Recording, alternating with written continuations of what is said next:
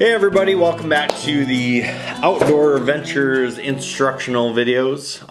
We just got off a Fish from Scratch podcast regarding our initial first time fly fishing. Actually it was a kind of a family talk about our first adventures out fly fishing and how we got into it.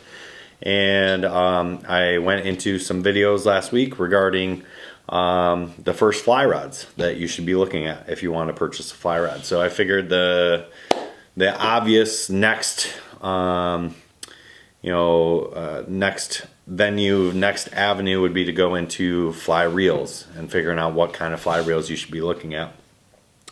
For the most part, getting into fly fishing for the first time, fly reels, they're not my main target as far as what you need to buy. I always say buy the fly rod first. The fly rod will typically allow you to cast better.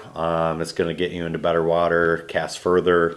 It's going to be a little bit more forgiving if you buy a better fly rod. So I say put your budget, put your money towards a fly rod, but there is a certain amount that's going to have to go to the fly reel, so that's going to kind of be up to you and what your budget is. So obviously if you have an infinite budget, you're going to be looking for something maybe a little bit different, and you can kind of shoot for whatever you want, and you can read the reviews and see what's best out there. If you're like me or a lot of people out there, you're probably going to want to start with a budget fly reel. You don't know if you're going to be in the sport for very long.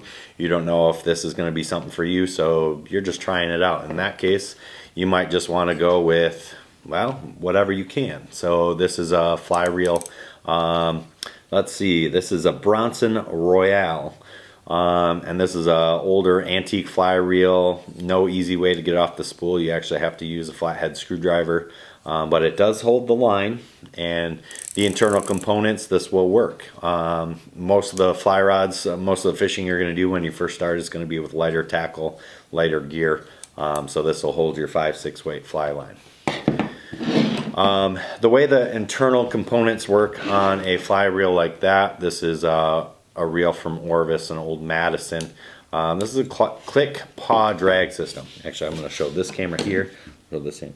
I'm not sure which one to go to, but this one right here has click paw drag systems. It's basically a glorified noise maker, and it causes just enough tension on the fly reel to keep the fly line from spooling off your reel. So this is probably the first step in fly fishing. Go with the click paw drag system. You find a used reel. If you want something a little bit nicer from there, you might want to get into what's called an offset drag system. This is a drag system in which the sprocket is offset from the center. The little tightening knob is going to be more than likely offset from the center as well, which is why they call it an offset drag system. It's going to create a little bit more tension, but it's not going to be the best fly reel out there. So as far as drag goes, but again, you're not fighting the biggest fish. Now last week in the video I did suggest for someone that's got a little bit bigger budget and knows they're going to be wanting to fly fish, maybe you want to do a 2-rod setup, and in the case that's going to give you the most variety of fish that you possibly can, and that's going to be starting out with a 5-weight rod, 5-weight reel, 5-weight line, and an 8-weight rod, 8-weight reel, and an 8-weight line.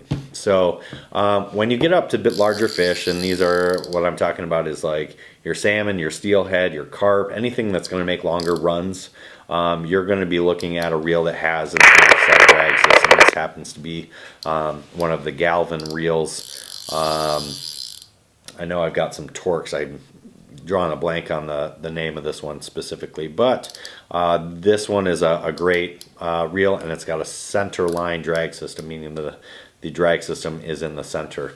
We'll take a little closer peek at that. So as you tighten the knob down, everything is lined up in the center. It just allows things to be a little bit more direct, a little bit more